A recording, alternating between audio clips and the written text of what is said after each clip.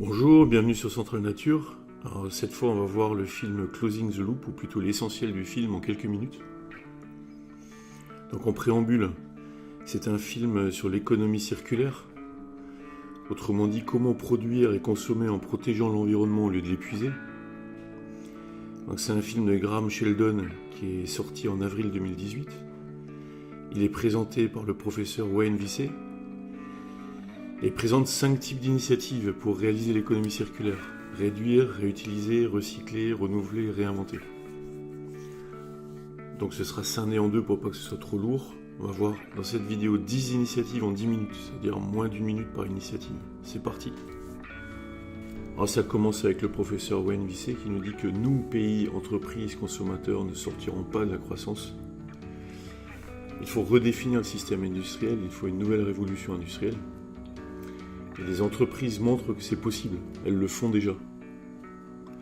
Alors l'économie circulaire, en quelques mots, c'est passer d'une pensée linéaire, le take, make, waste, c'est-à-dire prendre, faire, jeter, gaspiller, à une pensée circulaire, qui est plus borrow, use, return, c'est-à-dire emprunter, utiliser, restituer, où les déchets deviennent une ressource, un nouveau produit. Alors Attila Turos nous dit que l'économie circulaire, c'est optimiser l'utilisation des ressources déjà existantes dans le système afin de réduire le besoin d'extraire, par le recyclage, la remise à neuf, la réutilisation, le partage, le zéro déchet. Pour passer au circulaire, 5 types d'initiatives: réduire, réutiliser, recycler, renouveler, réinventer. Alors 1, réduire. Ils prennent l'exemple de l'entreprise de tapis Interface, qui se situe aux Pays-Bas avec une production de 60 000 m² par jour. Ils ont une stratégie mission zéro, c'est-à-dire zéro impact sur l'environnement en 2020. Le directeur du développement durable nous dit qu'en Europe, Interface a déjà 98% de réduction des émissions de gaz à effet de serre. Ils utilisent peu d'eau dans leur processus, aucun déchet ne va en décharge. 50% de leurs matières premières sont recyclées ou d'origine biologique. À Interface, l'innovation et la durabilité sont très liées. Ils ont une technologie de coupe à ultrasons qui fait très peu de déchets. Ils examinent les déchets d'autres secteurs, les filets de pêche pour faire du nylon, le verre feuilleté pour extraire le PVB substitut du latex. Et ils cherchent à avoir des machines qui peuvent utiliser plusieurs matières premières. 2, réutiliser. Ils prennent l'exemple de l'usine Barlow World en Afrique du Sud. Pour le reconditionnement des équipements Caterpillar, ils ont 20 000 m² qui servent à la reconstruction des composants et 10 000 m² qui servent au stockage. L'objectif pour les clients est d'éviter de racheter un équipement neuf quand il a une défaillance. Ici, un équipement est entièrement démonté, ils remettent à neuf tout ce qui peut l'être et recyclent le reste. L'économie pour les clients est de 20 à 60% par rapport au coût du neuf. Le directeur général nous dit qu'investir dans une installation comme celle-là, c'est avec une vision à long terme, à 20, 30, voire 100 ans. Et les investissements étaient importants, mais les retours sur investissement vont au-delà de l'entreprise, ils sont inestimables. 3, recycler. Ils prennent l'exemple de l'entreprise Dutch Awareness pour rendre circulaire l'industrie du vêtement. Elle est basée aux Pays-Bas, leur matière première est recyclable 8 fois. Les costumes sont 100% en polyester, c'est plus durable qu'un costume en laine. La mode rapide a 3 piliers: bas prix, courte durée de vie, faible qualité. Les renouvellements sont gourmands en ressources et en énergie fossile. Un Dutch Awareness se situe à l'opposé, au contraire, prix plus élevé, durée de vie plus longue, haute qualité. Dutch Awareness peut réutiliser la fibre de leur costume 8 fois en maintenant leurs exigences de qualité pour une durée de vie de 5 ans à multiplier par 8, soit près de 40 ans au total pour un costume.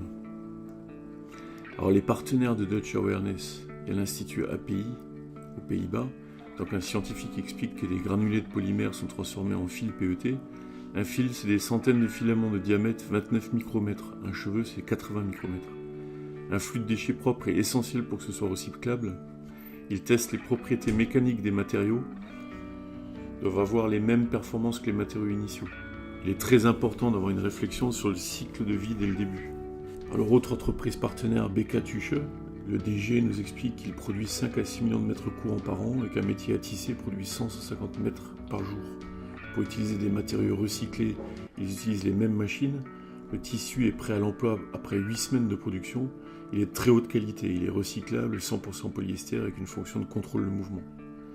Beca Tuche a collaboré 18 mois avec Dutch Awareness, aujourd'hui ils sont très fiers du résultat. Autre partenaire de Dutch Awareness, Tricorp, fabricant d'habits de travail. Alors le directeur commercial nous explique qu'ils ont développé des habits de travail, chasubles, etc. avec Dutch Awareness utilisant des matériaux textiles recyclés. Ils ont dû trouver des clients prêts à payer un peu plus pour la même qualité, comme Dura Vermeer Construction. Le directeur achat nous explique qu'il travaille avec Dutch Awareness pour convertir les déchets textiles en nouveaux matériaux de construction. Ils utilisent un nouveau matériau, le cliff, à la place du bois. C'est l'idée de l'exploitation urbaine minière.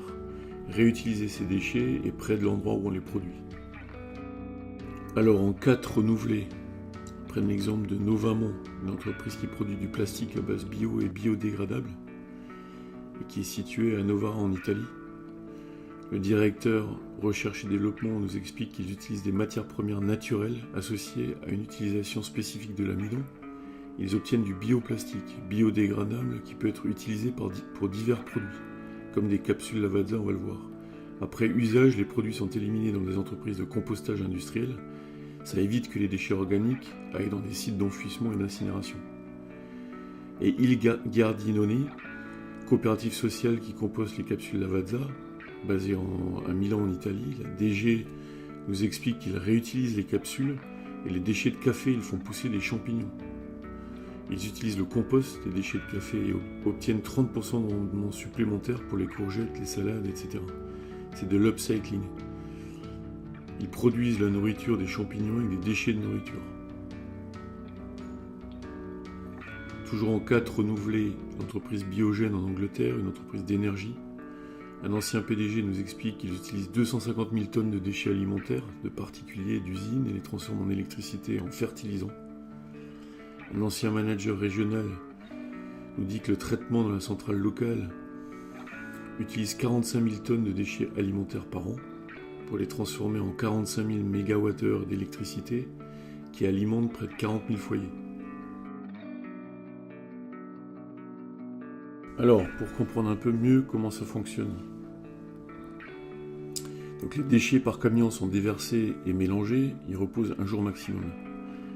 Les déchets sont ensuite mis dans une machine, transformés en particules puis en liquide.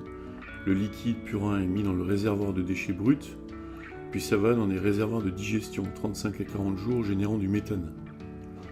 Ce méthane est pompé vers un réservoir de gaz, et ce gaz va avoir des moteurs où il est transformé en électricité. Alors après utilisation, le purin est pasteurisé et cuit pour tuer tous les agents pathogènes. Il servira pour les champs aux alentours comme biofertilisant riche en azote. Les tests ont montré qu'il donne le meilleur rendement que les engrais chimiques. Alors à la question pourquoi ce n'est pas plus développé, l'ancien PDG de Biogène nous dit qu'il faut un soutien des pouvoirs publics. Biogène utilise des incitations pour financer ses opérations dans le long terme. Une des difficultés, c'est d'obtenir plus de déchets organiques à partir des 10 millions de tonnes de déchets organiques par an en Angleterre. L'Écosse et le Pays de Galles font du bon travail en forçant les déchets organiques à quitter les décharges. Mais il y a encore une énorme partie de déchets organiques qui va dans les décharges et qui va à l'incinération. Alors en rapide vue d'ensemble de ce qu'on vient de voir, pour passer à l'économie circulaire, donc on a vu 1. Réduire l'exemple de l'entreprise Interface aux Pays-Bas, 2. Réutiliser l'exemple de l'usine Barloworld en Afrique du Sud, 3. Recycler les exemples de Dutch Awareness, l'Institut API, Beca Tuche, Tricorp et Dura Vermeer Construction, principalement basés aux Pays-Bas, et en 4. renouveler Novamont et Il Giardinoni en Italie et l'entreprise Biogène en Angleterre. Voilà, j'espère que cette synthèse du film Closing the Loop vous a plu. Si c'est le cas, merci de mettre le pouce levé et de vous abonner à la chaîne. Je vous invite bien sûr à voir le 2e épisode. Je vous remercie de votre attention et puis je vous dis à bientôt.